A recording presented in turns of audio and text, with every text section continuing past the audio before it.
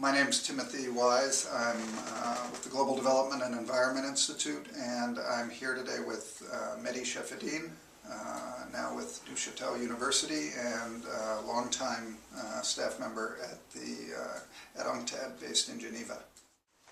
Mehdi, you've recently written about the challenges for least developing countries in the wake of the financial crisis. What are the particular challenges facing them as they try to recover from the financial crisis? Well, the basic problem with least developed countries, as you know, is that they are structurally weak, and because of the trade liberalization and market-oriented approaches during the last couple of decades, they have become deindustrialized and at the same time marginalized in the international market. So in the short run, really, they have little to do except maybe under the WTO rules, they can take some approaches for restricting balance of payment. They can restrict to some extent capital flows. But this crisis, in my view, it's a very good wake-up call for least developed countries to change the long-term development and industrial approach if they can, but of course they are constrained, and it's not going to be easy, and the international community should, in my view, help them, because the alternative would be misery and human tragedy, particularly in Africa, where a lot of least developed countries, are located. And I assume you see a continued and increasingly important role for government in that process and in sort of re-stimulating industrial development. Well, you see, the role of the government, the way I look at it, is in relation to the market as well as other economic agents which coordinate economic activities, which are firms.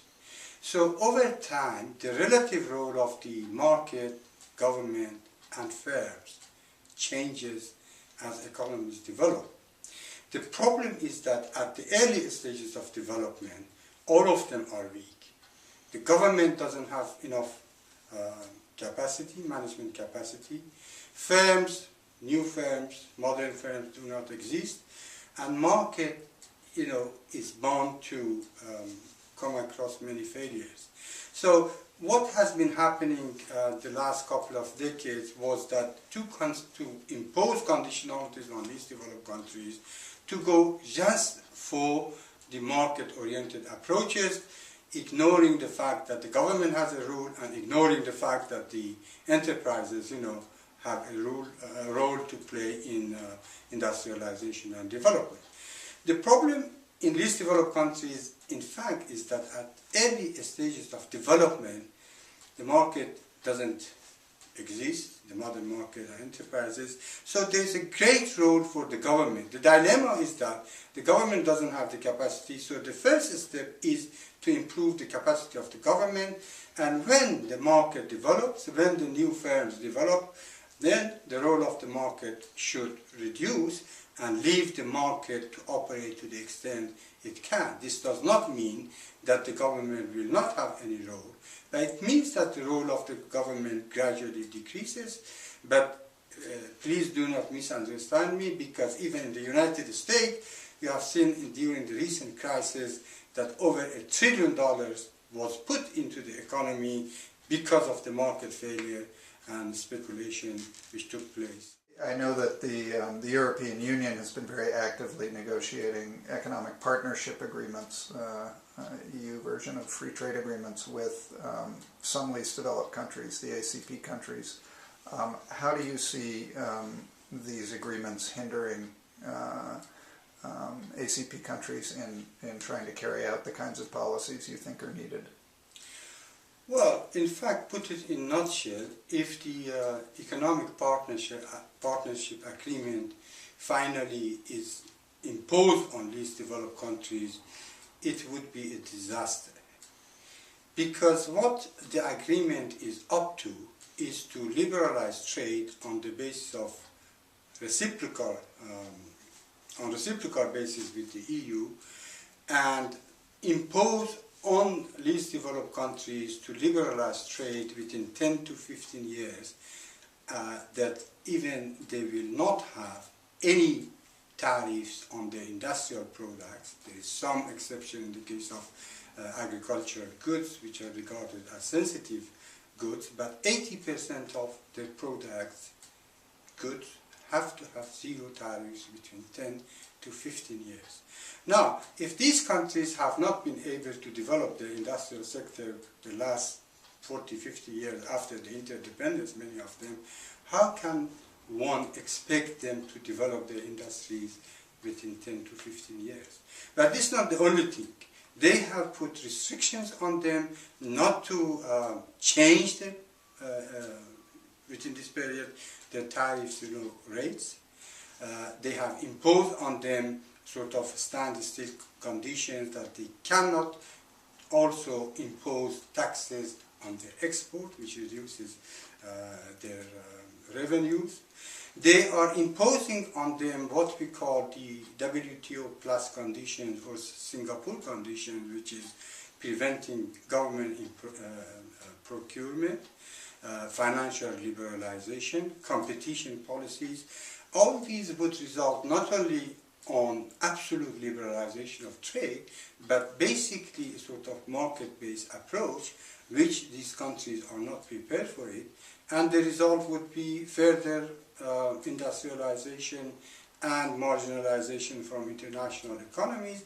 Basically, they would be locked into production of primary commodities and maybe a little bit of labor-intensive industries based on static comparative advantage. Frankly, if this goes through, it would be, as I said, a disaster for the development and industrialization. What changes would be needed in such economic partnership agreements to make them more friendly to the kind of industrial development you think least developed countries need?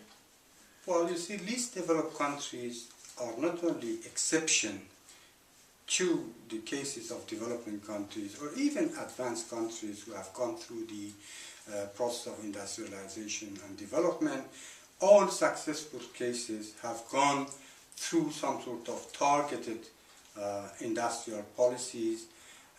Basically, you see, these targeted industrial policies has two reasons. One is a scarcity of resources, is that you don't have resources to develop all sectors and all industries. Secondly, if you try to develop, which is what the international financial institution would argue, all industries on the basis of market-led development, means that you are giving all industries and all sectors the same incentives. Now, if you give the same incentive to every industry and sector, it means that the relative incentive does not change. So, and because of the fact that they have a scarcity resource problem, no sector would develop. So, in a sense, they need also to follow the same type of strategies with both advanced countries as well as South Korea and others have followed to develop their industries. Now, the problem is that now the world has changed. On the one hand, the need for more policy space has increased because of the increase in competitiveness, because of the increase in the role of multinational companies in international trade and the power they have on the market and the production system. There's need to nurture industries more than before, but at the same time, the policy space to do so has shrunk. And as we discussed, if the EPA is agreed, whatever policy space is available would be lost, and they have little chance of success unless the international community, the donors, international financial institutions also appreciate these problems. Thank you so much for talking with us, Mehdi Shafaeddin.